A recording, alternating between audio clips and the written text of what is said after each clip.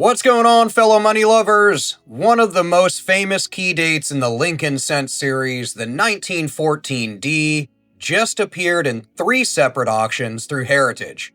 So in the last month, this is sold for good money, and I thought since these were all actually lower grade examples of a great coin from the Wheat Cent series that sells for really good money in pretty much any condition, it'd be a great subject for today's video. If you're new to the channel, then welcome.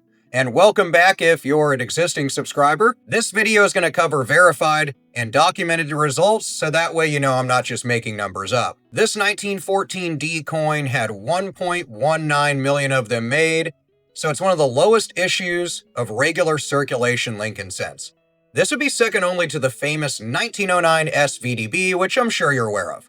So let's go one by one on 3 different examples, starting with one of the most affordable of the group. Our first coin is a 1914D graded VG10 by PCGS.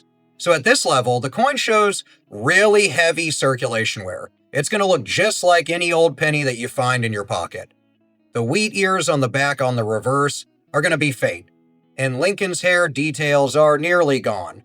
Still, the portrait is recognizable though, and the rim is mostly complete, which is a really important factor. The date and the mint mark are also clear.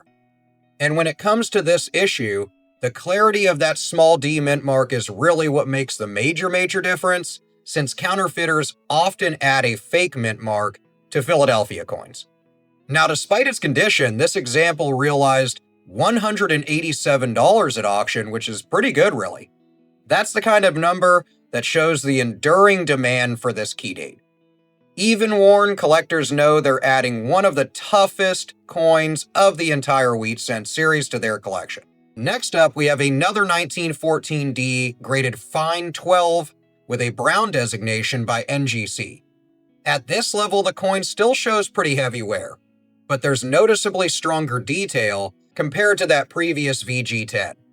The wheat stalks on the reverse have partial lines visible a bit more than that previous coin, and Lincoln's cheek and jawline are much more defined.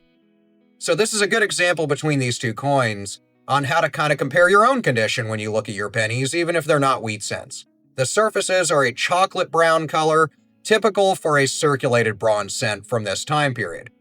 In terms of the market though, this grade represents a really popular middle ground. You're kind of like, hey, I don't want the most low-end coin, nor do I want to spend the money on such a high-grade coin yet until I'm ready to do that.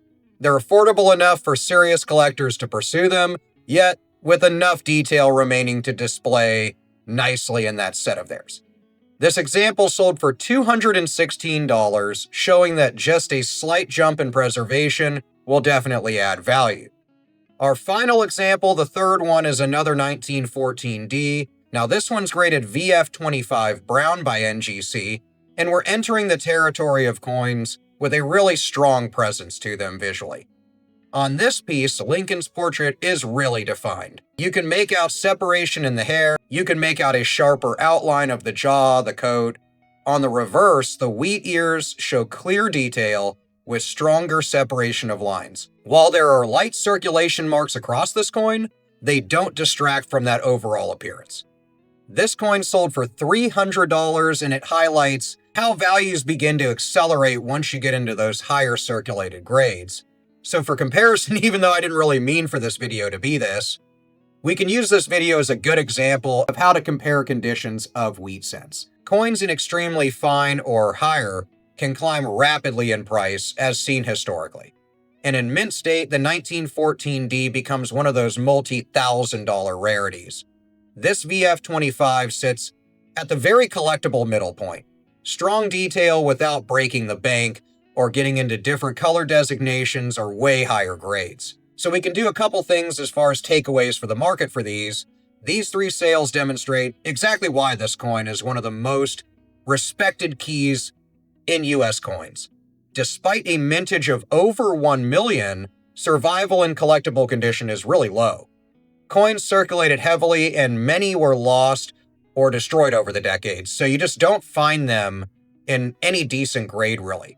Today, demand far exceeds the supply of them, which in any collectible just drives value way up, that demand usually drives worn examples to still fetch over $200 or so, while better preserved ones like we saw will push past that $300 mark. So anything beyond that, you're talking $1,000 or more coin. The biggest challenge, though, is finding one, and it's not just finding one, but a genuine one.